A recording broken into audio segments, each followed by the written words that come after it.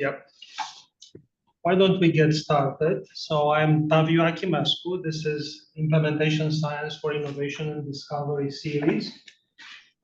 We are very lucky to have today Dr. Charles Friedman from the University of Michigan joining us by Zoom.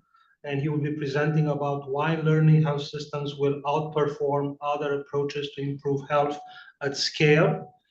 When I was reflecting about introducing the giant Dr. Friedman, I was thinking about the job of an announcer and how hard it must be for an announcer in the arena, in a stadium, in a ballpark, to introduce the celebrity to the public. And you have to have the right level of energy and enthusiasm and convey the greatness of the person before you. And it reminded me of a short story when I was in fellowship. I came back from work, and I shared with my daughter that I took care of a famous basketball player at that time, and it was all HIPAA compliant. The Cavs were actually pretty out there saying, every 6 hours our athlete is doing okay in the hospital and so forth. So the first reaction my daughter had, did you get any signed autograph from this athlete?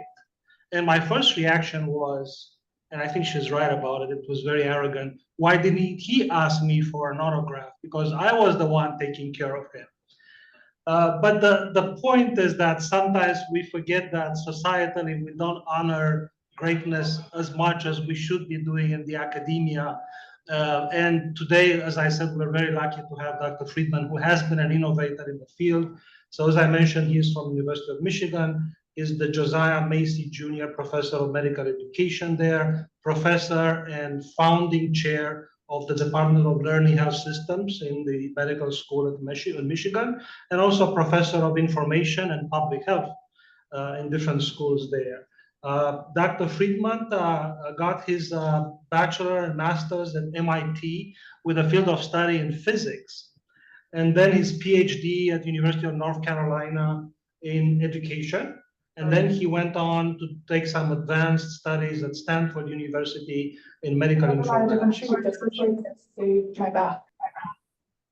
Okay, we muted you. So throughout his career, Dr. Friedman's primary academic interests have been really at the intersection between biomedical and health informatics, with the process of education and learning in a transdisciplinary fashion. In recent years, he has focused his interest and activities in the concept of learning health systems and the socio-technical infrastructure required to accomplish it. So I know Dr. Friedman will go during his presentation through his career path a little bit and describe a little bit some of the competencies that made him take this journey. So I'll stop here with introductions. Dr. Friedman, thank you so much for joining us. The floor is yours. Okay, thank you. Thank you for that kind introduction. And when you mentioned the word giant, I have to tell you, all I could think about is the 15 pounds that I gained during the pandemic and have been unable to lose. So I'd like to reduce myself, at least in that regard, but it's been challenging. So I need to share this disclosure about another position I hold in a not-for-profit that is seeking many of the same objectives as the department at the University of Michigan, in which I am primarily employed. So it's really a pleasure to be here. Let me begin by giving you a bit of a personal chronology of my journey with learning health systems, just to put things in context. And this all started when I was in the government serving as deputy director and chief scientific officer at the Office of the National Coordinator for Health IT, often known as ONC. And now it's got a different name, but that's the name it had then. And through a series of events, I ended up really, really infatuated with the idea that that learning health systems really should be seen as the big end goal of the nation's investments in health information technology, recognizing that those investments are necessary but not sufficient to achieve a learning health system. And the national coordinator at the time, David Blumenthal, blessed this adoption of learning health systems as my personal crusade, and I've been on the crusade ever since.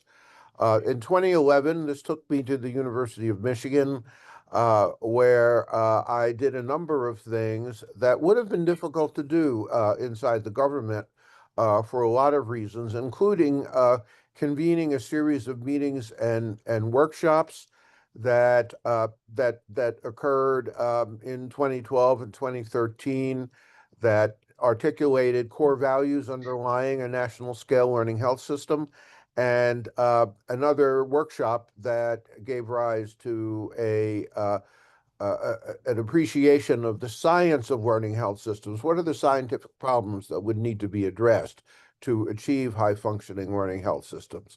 Then in 2014, I received really the opportunity of a lifetime to start a new department at the medical school, basic science department, focused on the sciences underlying learning health systems. That's why we called it the Department of Learning Health Sciences. And that department got off the ground. And then in 2016, and obviously the department did a lot more than what's listed here. We were able to launch a series of strategic initiatives that survive to this day. One is the Learning Health Systems Journal, which I have the privilege of editing.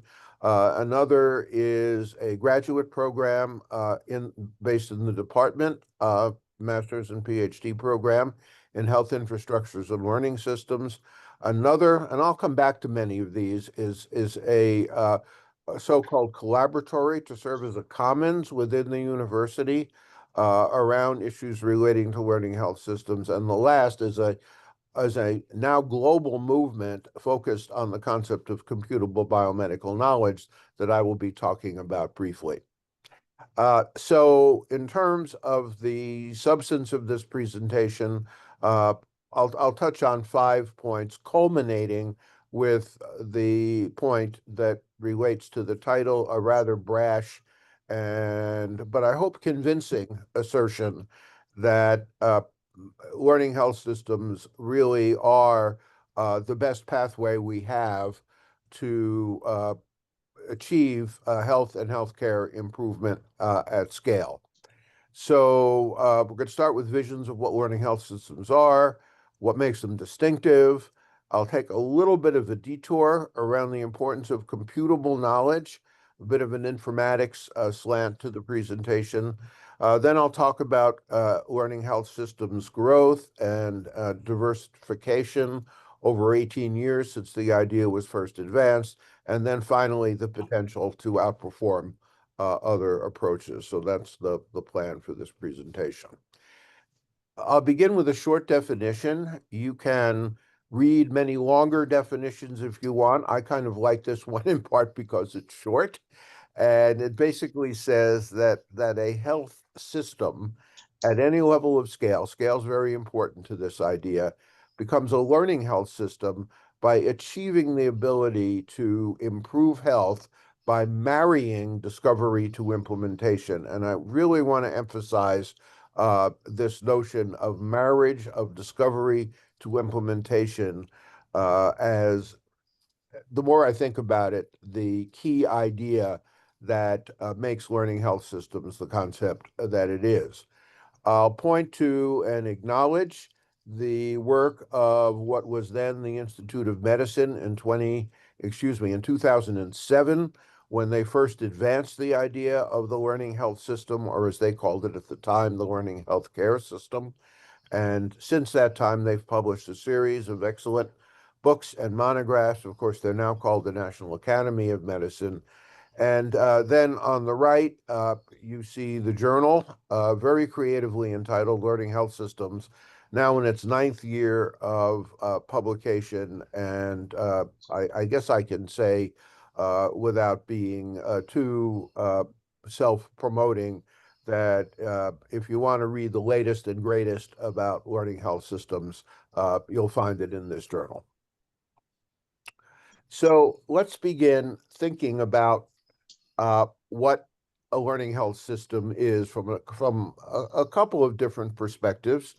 And it really is a big and transcendent idea. And when you really want to get your head around a big and transcendent idea, one of the things you might do is set your mind to thinking about music. So my colleague Molly Cinderbrand at the University of Pennsylvania, in addition to being an ethicist, uh, also a composer, and Molly has proposed putting to music some key ideas about what a learning health system is. So think about a parade, and think about the learning health system marching band and chorus marching down the street in this parade. And these are some of the songs that, or anthems that the marching band and chorus might be singing. One is Bring Us the Tough Problems. This approach, this idea of learning health systems, really is designed and best suited for complicated, often called nasty, system problems that have really perplexed and challenged us for decades. A related anthem is System Problems Need System Solutions. You're not going to solve these wicked system problems with simple one-dimensional solutions. And finally, the last anthem that we have put to music is 17 years to 17 months. And this obviously refers to the well-established latency between the discovery of new biomedical knowledge and its widespread implementation in practice. And here we see this concept of marrying discovery to implementation raising its head. I'm going to spare you all, but by not trying to sing the songs that Molly has written, but keep your eyes on Spotify because we've got some recordings in the works. Now, it just so happens that even though this article, which appeared in July in Harvard Business Review, does not mention the word learning health or the term learning health systems, you don't have to read too much about this article to realize that it's all about learning health systems. And notice the first paragraph, which really has inspired the topic or the title of this talk, that Toyota Production Systems lean, high reliability organizations really have not met with more than ephemeral success and incremental improvements. And I'm going to try to convince you that the way to achieve more than ephemeral success and more than incremental improvements is to move toward this idea of learning health systems. Okay, a little less imaginary than the anthems is another idea where I'm going to challenge you to use your imagination. Think about an inspector. And an inspector, in this case, is an inspector charged with walking into a health system and ascertain the extent to which that health system is a learning health system. And we all know that inspectors carry clipboards and clipboards have checklists. So, let's use our imaginations and ask ourselves, what would be the items on the checklist on this inspector's clipboard? Well, I would argue that one of them is that this system, if it's a learning health system, captures what it does as data. Because unless you capture what you do as data, it's impossible to learn and improve. Second, that they do something with the data. Data just sits there and really can't improve anything unless you do something with it. Data is a potential. And in that sense, the inspector would be looking for whether the system generates trusted knowledge by analyzing the data and making that rapidly available to support decisions, strategies, and not just decisions by providers, but also decisions by patients and managers and others. Do they do this continuously? Is this just what they do on an ongoing basis, or is this something that's bursty, that they only do when they're threatened in some way, and then they go back to the way they were before? Do they have an infrastructure? And I'm going to return to infrastructure that enables this work to occur routinely and with economy of scale so that it's sustainable. And finally, is this part of a culture, and more specifically, a culture of engagement and inclusion, using inclusive communities as the drivers uh, of improvement? And I like to think that the way to ascertain, and the way this inspector might ascertain whether this is part of the culture, would be by the inspector asking, well, why do you do this stuff? And I think the answer that reflects a true immersion of the learning health system idea in a culture is the inability of people to answer that question. If it's part of your culture and they ask you why you do this, probably they're going to say, well, I don't know. This is just what we do. This is who we are here. So these are things that this inspector would be looking for. Now, I mentioned scale, and one of the really interesting features of learning health systems, and it is a characteristic of systems, that they can exist at many levels of scale, from single organizations of different size to networks that come together around a set of health problems to work uh, collaboratively to improve against the problems of shared interest to them, to states, provinces, and regions, jurisdictional areas that would define the boundaries of a learning health system. And there's Indiana, which does have a learning health system initiative. Uh, Nations, Switzerland is a nation that has a national learning health system program. And then there are those of us who dare to hope one day that we might see a global learning health system evolve from these efforts at lower levels of scale. So, fine. Okay, let's talk a little bit more about how learning health systems actually improve things, and this is through an idea that's not particularly new and novel, the idea of cyclic improvement that has been around for well over a century. But this is the way that discovery and implementation are married, and we call this the improvement or learning cycle, which begins with the formation of a learning community. And this idea of a learning community initiating the process, a multi-stakeholder community initiating the process, is fairly unique to learning health systems. So this is kind of a bottom-up process through which a group of people who share a passion to solve a specific problem are the initiators of the process. And it starts down here at 5 o'clock on the cycle. And they begin by looking at what's happening now. They do what the inspector was looking for. They capture practice as data. They look at outcome measures which are relevant to establish a baseline of performance, and then they assemble this data into an analyzable form, which could be a non-trivial exercise in and of itself. And then they analyze this data and generate from this analysis process what might be called internal evidence.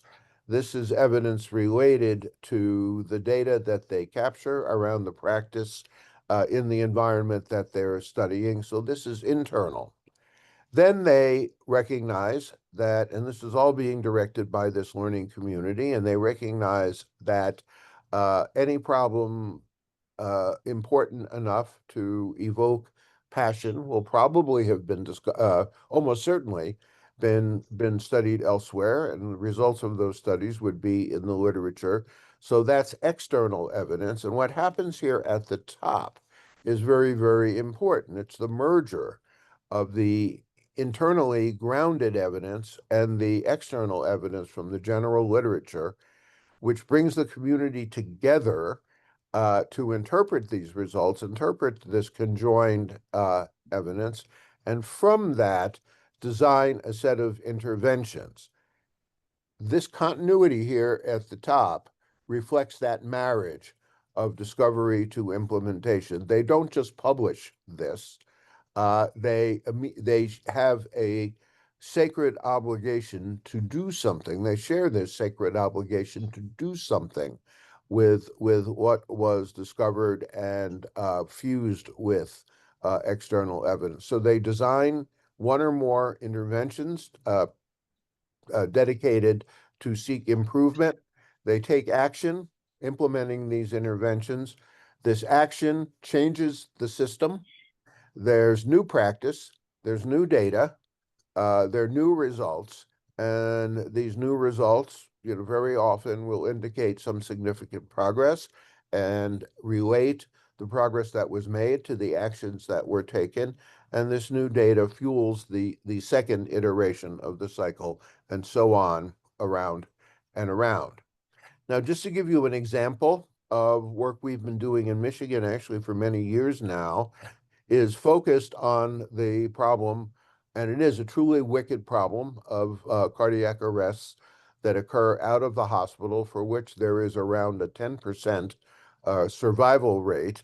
And this very, very wicked problem certainly generated a lot of passion in a broadly based community in our region. So this community came together, sharing this passion to increase the survival rate, collected many, many different kinds of qualitative and quantitative data, assembled analytical data sets, did various kinds of analysis, uh, uh, reviewed and integrated the literature through deliberative dialogues of the members, involving the members of this community and others.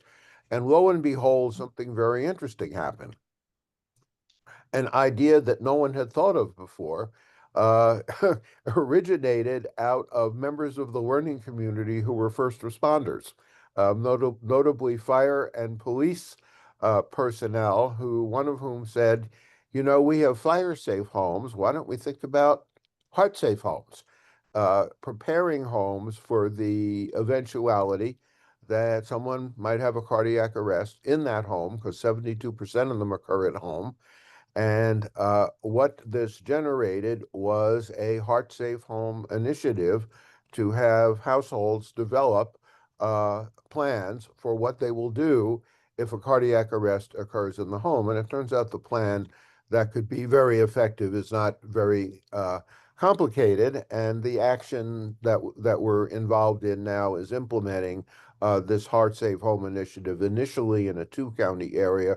But there's widespread interest in this now. The American Heart Association is co-branding a Heart Safe Home with us. The key point here is that this process of discovery leading to implementation generated an entirely novel idea. This won't always be the case, but it can be, and often is, a process that generates a high level of originality and innovation.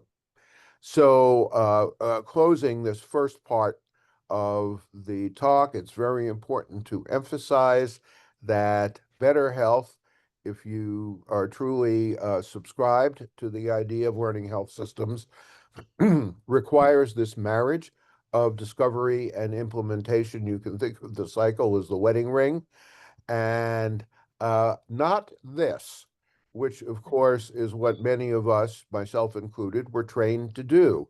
Uh, Collect data, analyze it to create new knowledge or evidence, and then publish it in a journal with the hope that somebody is going to take that um, uh, article's contents and implement it.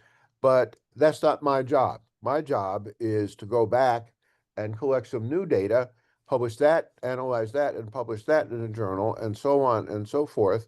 And one way to look at the origin of the 17-year cycle is the lack of the necessary presence of committed folks to implement what it is that is discovered in this data to knowledge part of the cycle.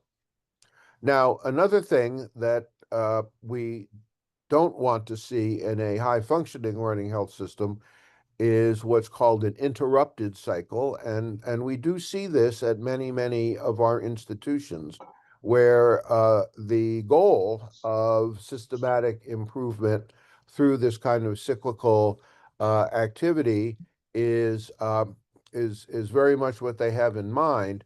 But the unfortunate thing, and it happens for a variety of reasons, that function, this function, and this function are the responsibilities of different parts of the organization that have different leaders, different culture, and different agendas, different priorities.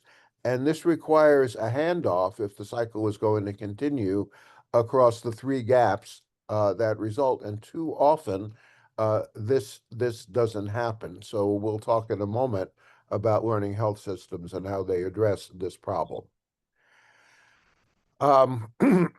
Just one further comment as we move on is that a learning health system is more than a collection of these improvement cycles.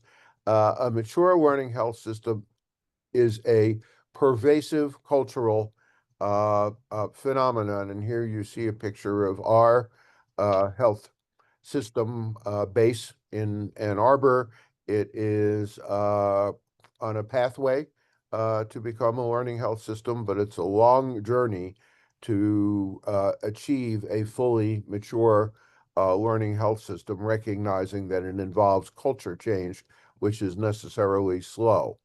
A learning health system operates through multiple improvement cycles supported by a shared infrastructure, which I'll talk about in a moment. And the growth of the system, the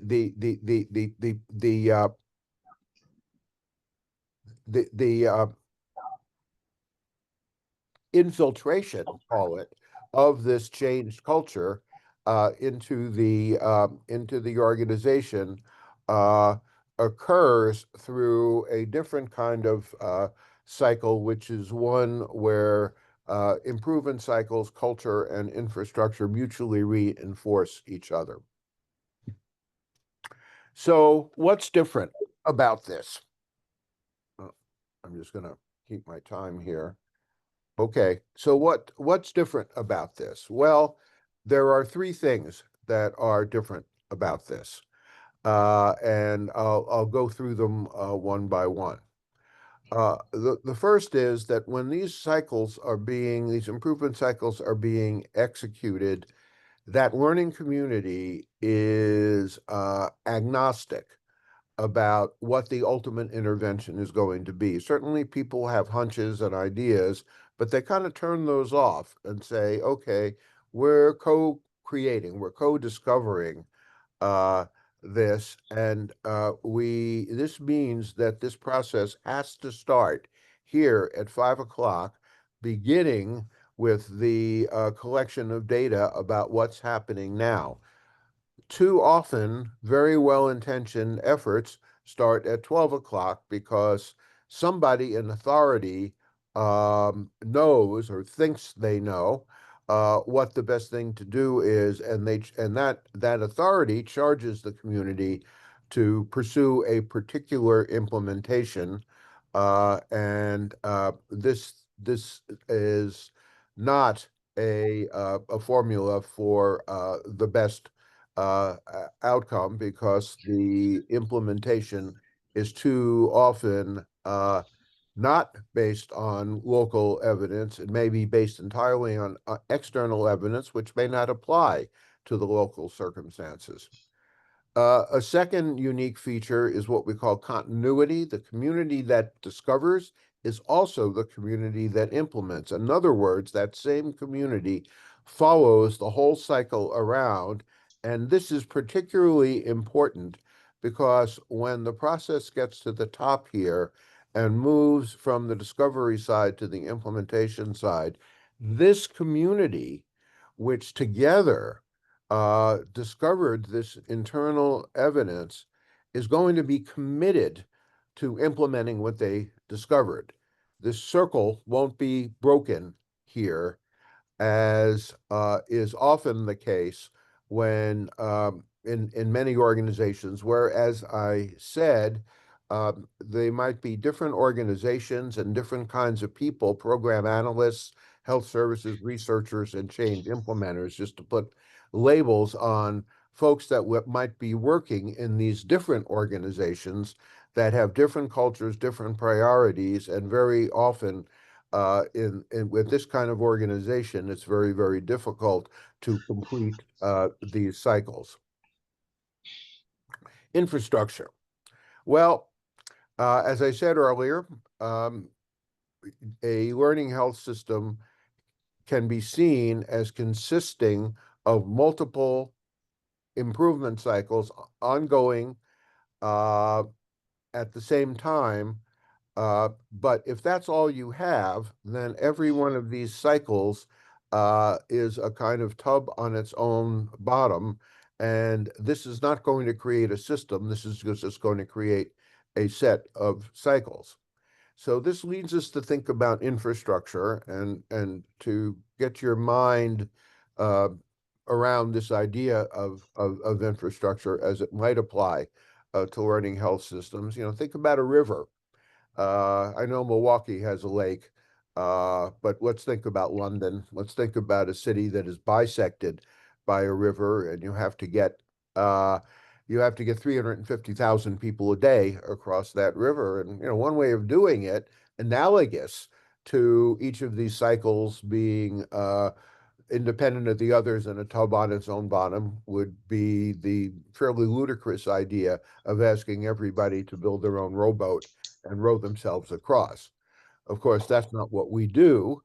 We take a much more infrastructural approach, and we build one or more bridges that represent infrastructure that can serve many, many different needs and many, many forms of conveyance that will take people efficiently across this river every day. And that obviously works much better. And so, how does this apply to learning health systems? Well, the problem is, how do we enable this possibly large set of simultaneous improvement cycles, each being led by its own community and addressing a unique problem, to function as a system that is scalable and sustainable?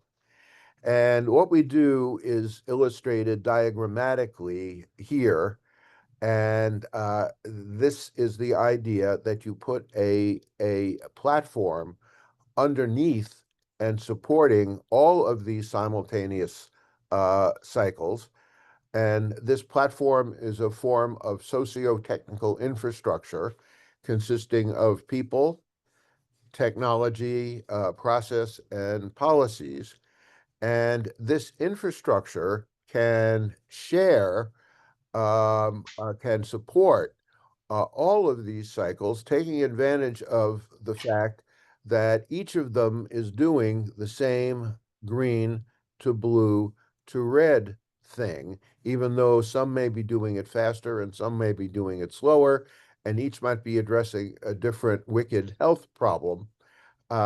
The idea that they're following the same process makes it possible to develop a set of services that can support all of them. So this is the idea behind infrastructure supporting learning health systems. So just to put a little more detail on this, we call this the tornado diagram for obvious reasons.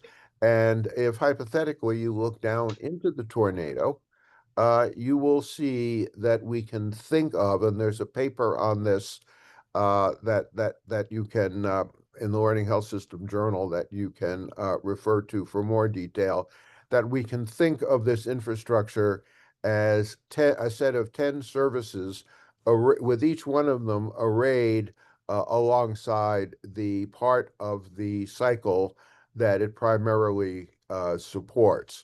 Uh, I don't have time today to go into the details of these services. They are better described or more comprehensively described in the paper, but I hope you get the idea here that these services play the role analogous uh, to what the bridges do in the city of London, so that each of these cycles does not have to function as a independent rowboat and row itself across with no infrastructural support. Now, with an eye on the time, I'm gonna move rather quickly through this instance of this importance of computable knowledge, but I think it is very important, and I'm going to point you to some ways that you can learn more about this. When you think about what's going to be required to make learning health systems function at a high level, it's you have to confront the fact that most of the knowledge that is developed out of these discovery processes, and this can include things like best practice guidelines or what is published in methods that are published in papers, are in what we call human readable form. And if you are going to try to improve health at scale, many people believe that trying to do this with human readable knowledge is not going to get us where we want to go. That these improvement cycles are going to need a boost by putting knowledge into a more actionable form. And the way we can think about doing this is taking the knowledge that is in human readable form, such as a model which may be embedded in a journal article. There are many other examples, and take that model and program it into fully computable form, which can be referred to as a computable knowledge object. And the object is illustrated by what we call this golf ball here. And the idea here that's very important is that we can think about the computable knowledge having a almost perfect analog to the human readable counterpart. And in essence, this is an extension of the human readable knowledge into a form that computers can use, and we can take advantage of the power of information technology. And just as we have libraries whose job it is to manage and make available human readable knowledge, we could think about a different kind of library that also contains, or an expanded library that also contains computable versions of this knowledge. So uh, if we have shared learning health system infrastructure, and we have improvement cycles, and we have an unlimited number of people who could benefit from the application of the knowledge generated by this improvement cycle, and that knowledge is put into computable form. We can achieve the ability to deliver intervention at scale and learn from the intervention experience. Uh, so if we recognize that um, knowledge in computable form does have this potential to deliver interventions at scale and very, very efficiently, we see the marriage of this computable knowledge concept to the learning health system, and think about a way that we can really make these improvement cycles work. Many people believe in this, and as a result of this shared belief in the importance of making biomedical knowledge computable, about 8 years ago, there emerged a movement called Mobilizing Computable Biomedical Knowledge. It's grounded in a manifesto that you can read about. The goal is to make computable knowledge findable, accessible, interoperable, and reusable. This is known as the FAIR principles, and trusted as well. What has happened is that this movement, which was born in the United States, has now gone multinational with a North American, US, Canada chapter and one in the UK. And I'm happy to report that as of this summer, there will be additional chapters of MCBK forming in continental Europe and Australasia. So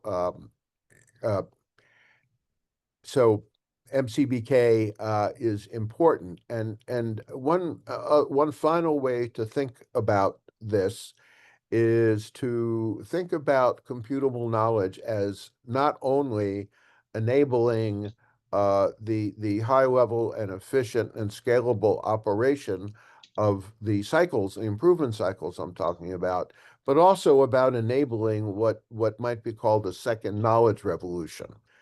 And now we're going to have a bit of a history lesson and think about three epochs in human history, what we might call a pre-revolutionary period with respect to knowledge. This is when knowledge was stored on scrolls and handwritten knowledge stored on scrolls. And here you see Hadrian's Library in Athens, which can be seen as a resource which gives the privileged access to knowledge. And notice that they have to come physically to the library to access the knowledge. They also need to have to know how to read and a number of other things. All in all, this was not a great situation to disseminate human knowledge. Now, the first knowledge revolution happened in 15th century AD with the invention of the movable type printing press, and this enabled mass access to knowledge, that suddenly the knowledge would come to you, and you could come to you in human readable form, and knowledge suddenly became not just the province of the rich and privileged, but potentially available to everybody. We're now on the cusp of a second knowledge revolution, which can generate mass action, intelligent systems at scale, by combining the infrastructure of learning health systems with libraries of computable knowledge to deliver health interventions at scale. And I don't think it's too outrageous to say that in many ways we are still trying to improve health with the methods of the first knowledge revolution, which have been around since the 15th century. So what's going on with the LHS uh, globally and nationally? Well, we have examples of learning health systems and efforts to generate them at all levels of scale. For example, 37 U.S. academic health centers are known to be interested in and on various points of a journey to become learning health systems. There are many, many learning networks. The stellar example is Improve Care Now, based in Cincinnati, but there are literally scores of these. I mentioned Indiana as a state with a state level uh, learning health system, and then at the national level, Switzerland. You could argue that the VA in the U.S. has a national scale learning health system initiative. The Netherlands has great interest in learning health systems, and there are many examples. And of course, we can't point to an example at global level, but hope to someday. Another indicator of the growth of interest in learning health systems is to look at the publication rate. of articles and access to them. And I'll just give you uh, picture is worth 1,000 words here. Uh, two two graphs, which one of which illustrates a PubMed search focused on the title or abstract containing learning health systems or learning healthcare systems, and you see the increase in time there. And the second one on the right portrays the growth in full text downloads of articles from the Learning Health Systems Journal. There were about 143,000 full text downloads last year, and you see the increase over time. So this is just one indicator of the interest in this idea. There are also different models that have emerged of learning health systems that you can read about in the paper noted below, and I think it's a very good thing. The paper is called Four Distinct Models: Strength Through Diversity. We are not just doing learning health systems one way. We're using models which can be called highly participative, models which are really focused on embedded researchers, models which are very much focused on pragmatic trials, and another which is much more top-down and focused on publicly funded programs. Uh, I mentioned that the system grows through this process of cycles leading to culture change leading to infrastructure, and so on and so forth. The journey being one of what I called organic infiltration and not inoculation. So you can look at an early stage of a organization becoming a learning health system where it's almost invisible, and then over time, as this cycle of this positive two-way cycle of number of cycles, infrastructure, and culture proceeding, it becomes more visible. And then at full infiltration, if this is a healthcare delivery system, it would be accurate to say that the system, in fact, is learning and improving from every patient in much the same way that aviation, which I think is the best example in human society of a learning system, learns from and improves based on every event. So to close, why do I think the learning health system can outperform other approaches?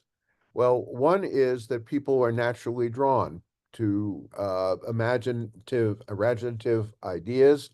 And one thing I'll say from a marketing perspective, learning health systems, the idea is an easy sell. You describe learning health systems to people uh, in many different ways, and it attracts attention and interest. And maybe this is because of the name. I mean, who opposes learning? Who approaches health? And I mean, who opposes learning? Who approaches health? And who opposes systems? So it's an appealing idea, which is very, very important. There's a holistic focus on health and not just care. Also, very important if we are going to improve the health of populations. It's one of the few, if only, perhaps only approach to health improvement that is served by a resilient, adaptive, and scalable infrastructure of the type I described briefly. It's also not a patchwork of improvements. It's an overhaul of an organization when all is said and done. It grows organically with a tip of the hat to Charles Darwin. It's being done many different ways, and the diversity of approaches is a source of strength. It is guided by the very, very powerful concept of co-creation by these learning communities.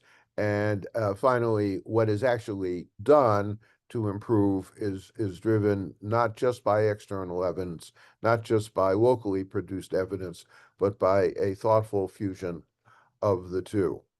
Well, this is all well and good, but what keeps me awake at night? Well, this process ain't fast, ladies and gentlemen. It's often slow, and we live in an impatient society. Now, some of these improvement cycles can happen quickly, but the more wicked the problem, the more time that is going to be needed for a learning community or a learning network to address it. I wonder if our society has enough patience to let this process continue. Uh, I think we all know what's going on in the country, and the power of evidence to be the source of practice change is eroding. No, I'm not going to say any more about that. And finally, I'm frequently asked, let's do an experiment to show that learning health system really does work better than other methods. But I'm challenged to figure out how you would have a control group in a fair control group in such a study. And this invites what many people have called an evaluation paradox, where people won't try it until it's proved to work, but we can't prove that it works until people try it. I think organizations pursue learning health system methods because they believe in them, and over time, the results in that feedback loop I talk about reinforces that belief. I don't think learning health systems are going to grow by resting on comparative effectiveness research. It just isn't going to work. Uh, and that's something that keeps me up at night because of our faith in those kinds of approaches. So what enables me to get back to sleep are the 8 factors that I described to you, and that brings my remarks to a close. I understand that I had about 50 minutes to present, and those 50 minutes have been used, but I also understand that we have some time running past 1 o'clock, your time, for comments and questions, and I'd be delighted to take those at this time. So I will stop sharing and let me begin by saying that I love to be disagreed with. So please let me know what you think, ask questions, and I hope we can get a lively discussion going. Thanks very much. Thank you. Thank you for a great presentation. Do we have any questions online, Sarah, from the online folks? We do not. No. Okay. Well, I can start with a question. So can you comment on the role of governance in fixing the broken ring? How do we marry the concepts of infiltration versus inoculation when you describe the role of leadership, governance in fixing the broken ring between discovery and implementation? Uh, so you're talking about the governance of the institutions that are potentially being infiltrated, right? Yes. That's what Yes. I'm talking about. So as I said, the more I live with this idea, the more I realize that it has to be a bottom up and middle out uh, uh, process. So I think the role of governance is catalytic rather than directive or authority based. And I was counseled by the prior dean of our medical school, who was the one who invited me to start this department at Michigan, because I naively went up to him after the department, a few months after the department was up and running, and I said, "Okay, Mr. Dean, now that the department is up and running, when are you going to declare the goal of the school, a major goal of the school, to become a learning health system?" And he looked at me like I had just walked off a flying saucer and was panting for ammonia. Uh, and he said, if there was one thing I could do that would guarantee that this is going to fail, is that I would make such a proclamation. Uh, it just doesn't work like that. He recognized this very critically. He said, "We've tried this a lot of times, um, and it never works. You have to start small. You have to have small successes, which lead to bigger successes, which lead to bigger successes, which lead to broader adoption." And he saw this organic infiltration almost from day one. And when I proposed inoculation to him, he laughed at me. So of course it's catalytic for the administration, for the top administration, to be promoting, to be supportive, but not to be directive.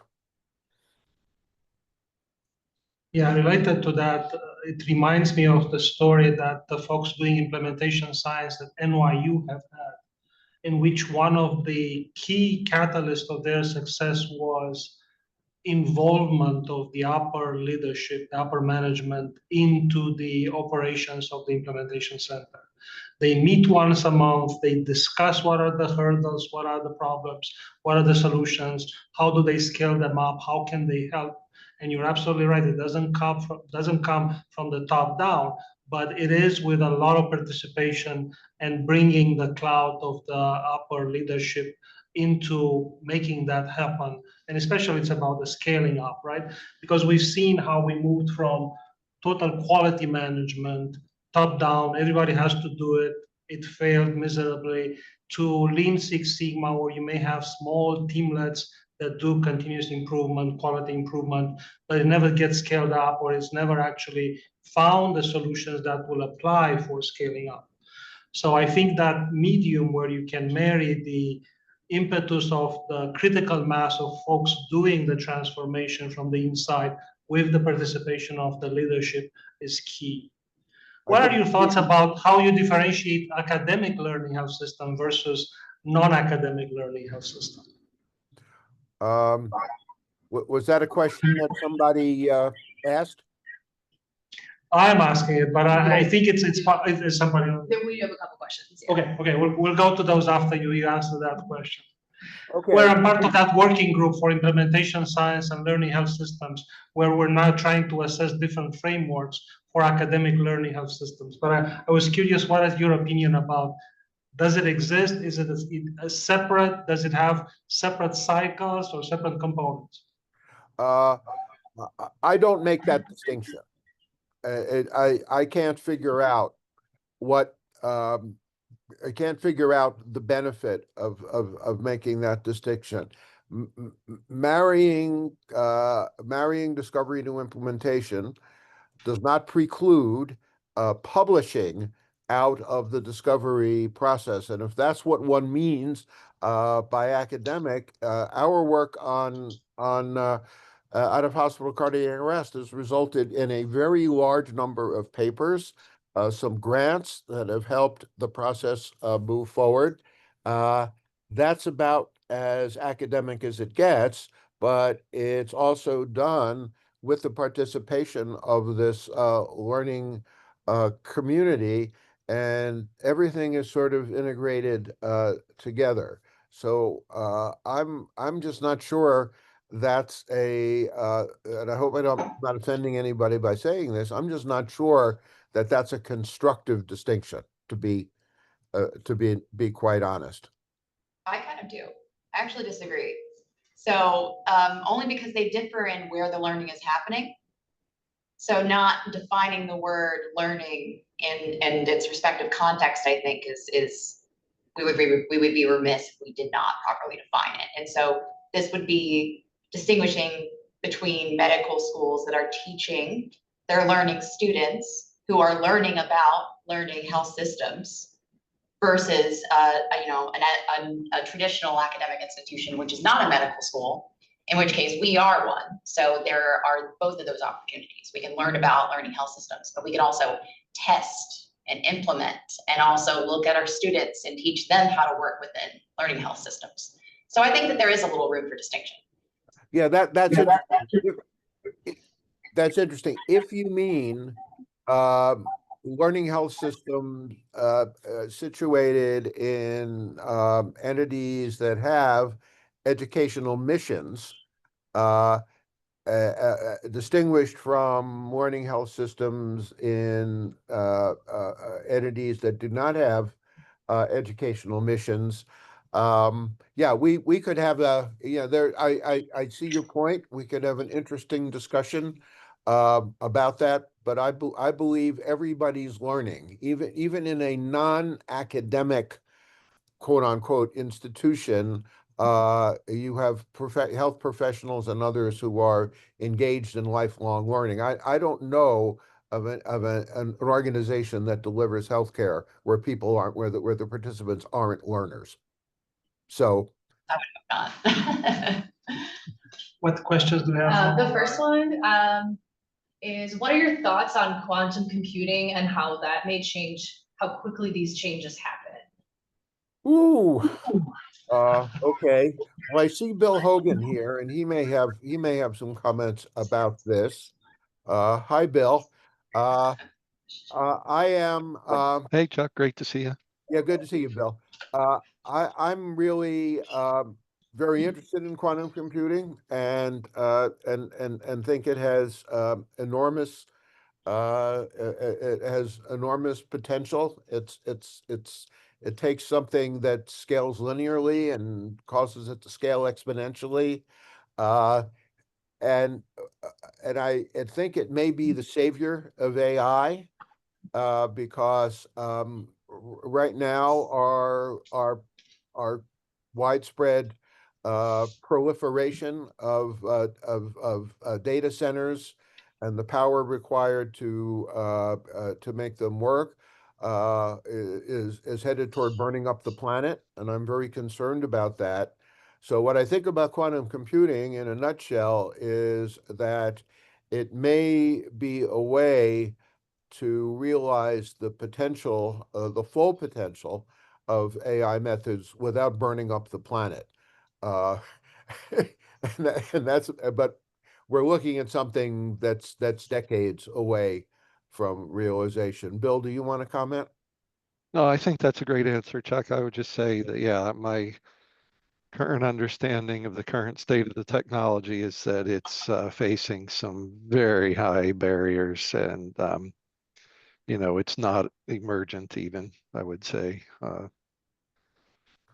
And there's only a subset of computing problems that quantum computers can handle. They are not all-purpose computational machines.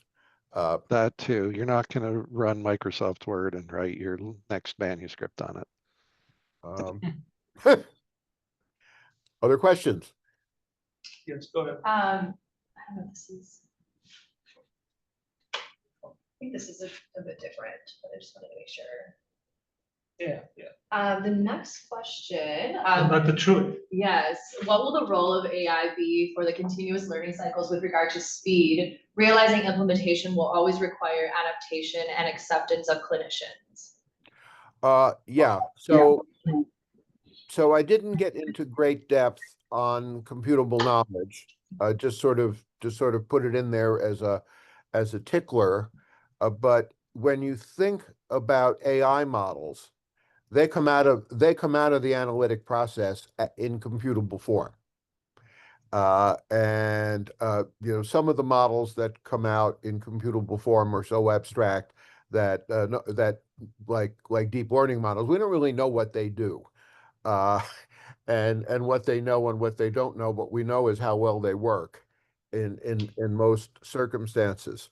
I think that learning health system infrastructure, and this is a whole other area that I've been doing a lot of thinking about, provide a soft landing for AI models, and that the marriage of AI and learning health systems, and particularly learning health system infrastructure, could be a very fortuitous one. Right now, right now, there are many, many, many, many more models that have been developed and validated and cross-validated than there are models in actual use in support of clinical and other activities.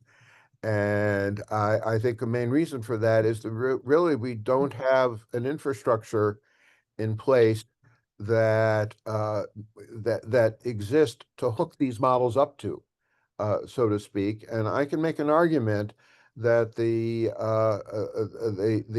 10 service architecture for a learning health system infrastructure that I flashed by you there does create something for AI implementations that is analogous to an instrument landing system for airplanes, and you could think of an instrument landing system as a form of infrastructure. So you picked the perfect example of the problem. Pilots are like physicians. It took a long time before they would use technical checklists and rely on the equipment, but over themselves. And I think there may be a landing spot already. It just may be we are not willing to be the landing strip. Good point. That's a good point, but I do think that I do think that you can't land a plane in clouds without an instrument landing system. And in the same way that when you think about what's required to make an AI model work in healthcare, it's piecework with each implementation requiring its own hookup and wiring, whereas what you really want is an infrastructure analogous to the plug in your wall, that the socket in your wall that you could just plug. I realize this is simplistic, but I still think it's a useful analogy, that you can plug your AI model into and just have it work. So wouldn't the hurdles ultimately be the vendors that are creating these softwares? I mean, their initiative is not very forthcoming, and it seems that their incentivization structures are very poor, mostly regarding, I would say, billing efficiency would be the largest driver for a lot of their functionality changes. So if they do any changes, like for example with Epic, if they incorporate a change to their software, it's usually because it improves the efficacy of billing, not because it improves the user experience or the clinician's experience or efficiency, but just the billing process. So what do you think about the hurdles when it comes to those vendors and the actual developers and those that have stakeholder and development power in the sphere of the infrastructure? Okay, great point. I think that EHRs, as important as they are, really are just one component of a comprehensive socio-technical infrastructure. And as such, I don't think it's the job of the EHR vendors to build comprehensive learning health system socio-technical infrastructure.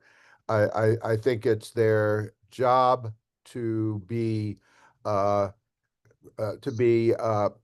good, solid players in the creation of this infrastructure, and providing these services that are compatible, for example, with application program interfaces and similar things that make data available for analysis.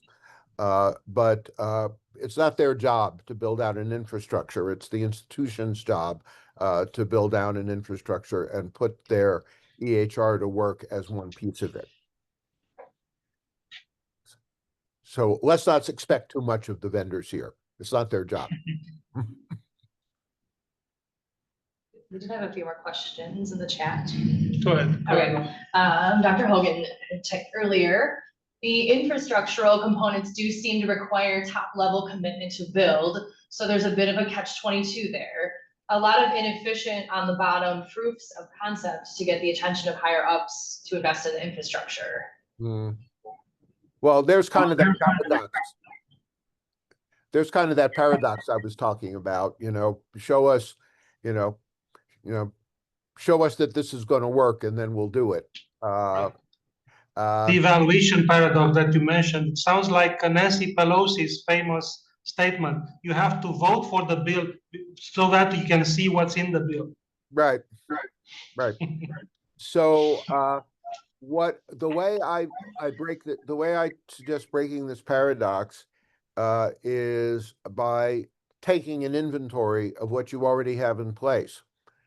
And I bet you if you took these 10 services I'm talking about, and I'm sorry I didn't put the reference to that paper which came out last year in the chat or in the slide, but it's easy to find.